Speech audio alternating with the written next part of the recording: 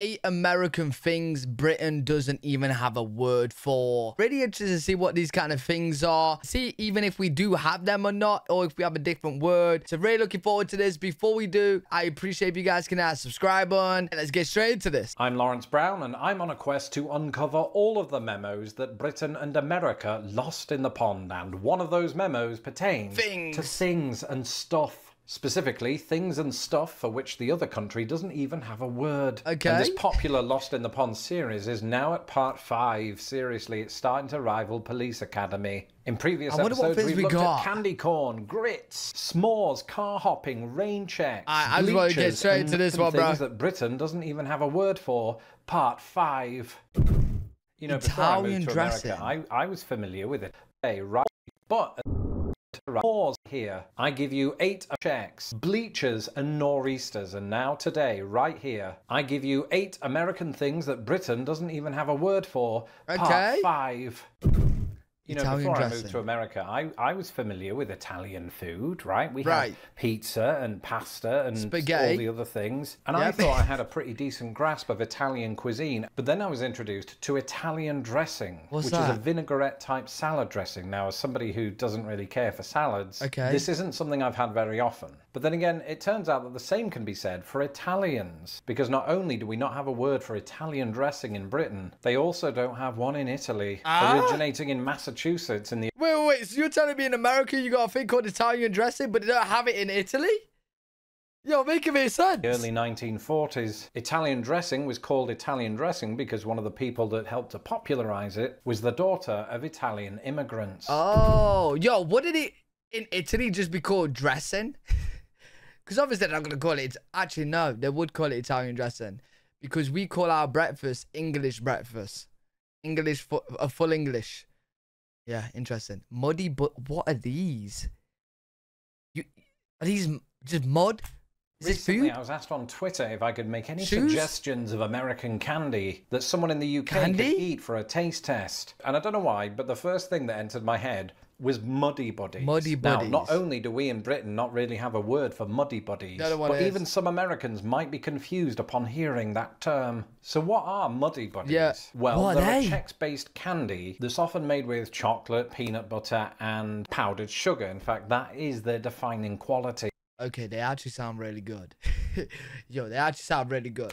But the reason I've come to find that some Americans might not recognize the term muddy buddies is that this candy goes by several names in America. I'm not kidding. In the early days of me living here, we were on the road. We stopped. Yo, you guys gotta let me know which name do you know it by. Off at a gas station / petrol station, and my wife, old-fashioned AF, pointed to the candy aisle and said, "Oh, do you want a bag of poppy chow?" And I had to be firm. You know, you might think of me as your lapdog, but I'm not eating dog food. It was all a misunderstanding. Anyway, they're really addictive, and they also go by the names of Monkey Munch, Muddy Munch, Reindeer Chow, or Doggy Bag.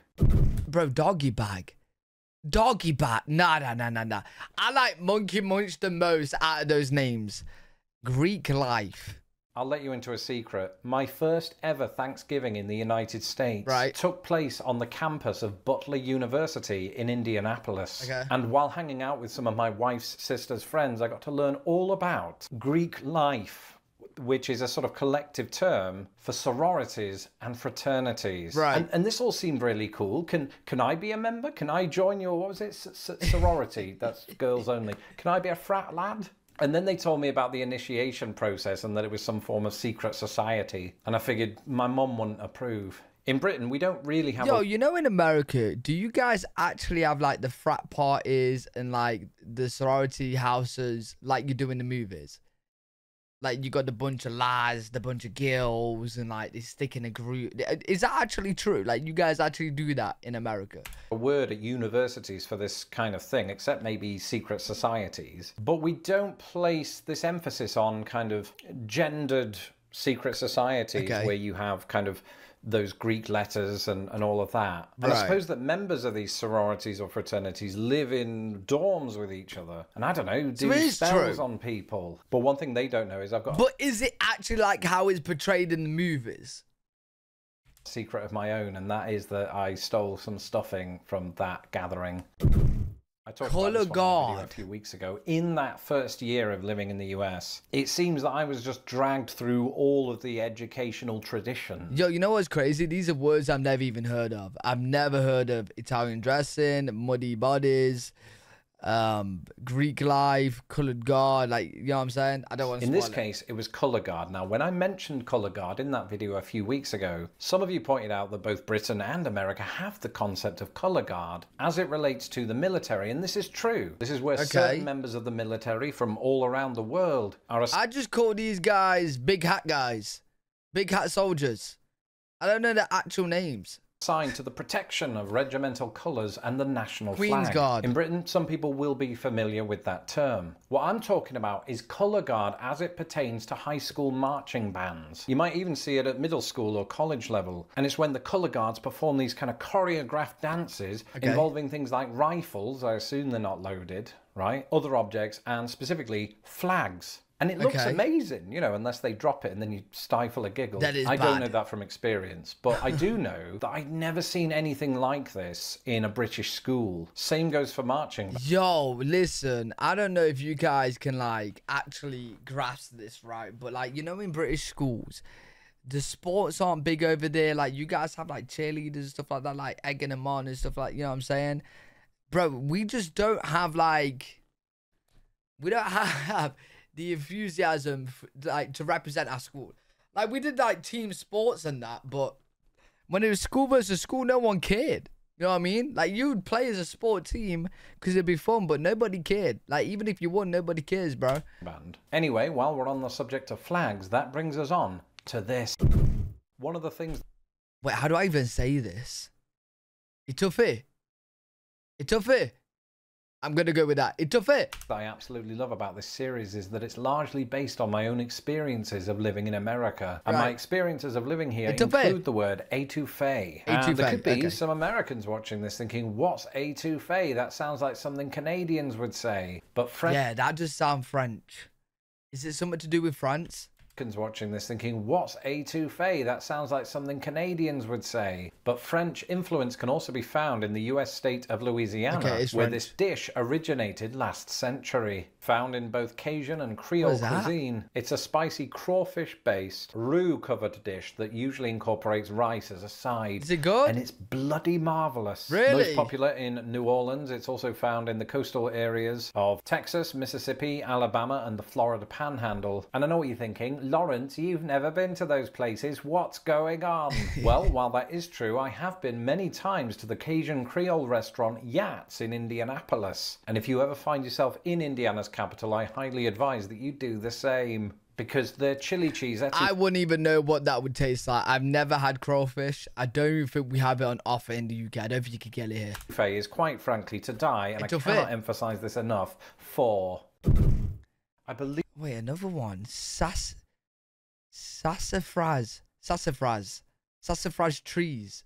Okay. I've mentioned this one before, but it bears mentioning again. Sassafras trees. I'd not heard of these until I moved to the United States of America. Never heard of it. Indeed, just like Cajun Creole restaurants, they are to be found in Indiana. These trees, which are quite notable for their leaves that have three prongs, is that what you call them? Lobes, like here. They literally look like animal paws. Lobes are native to much of the eastern United States. And, you know, while they contribute quite pleasingly to the scenery of that particular area, the absolute best thing about them is their name, sassafras. It sounds like it should be an alien race in Doctor Who. And it has such a good ring to it that, according to Urban Dictionary, some Americans use the word sassafras as an alternate to the word sassy, as in don't mess with those sorority sisters, they got sassafras. And when it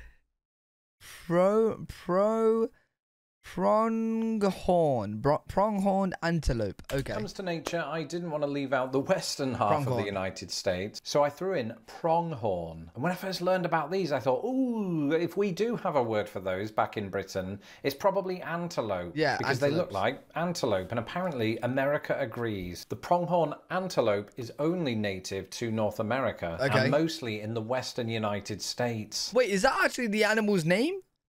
So, like, we'll call it antelope, you guys call it pronghorn?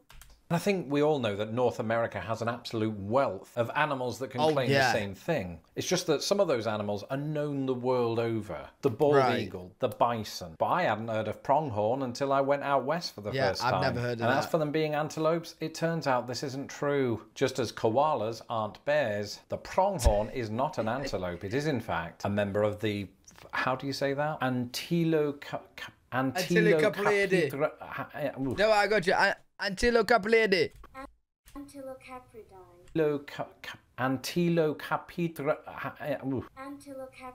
Yeah, it's I got it. the Antilocapridae family.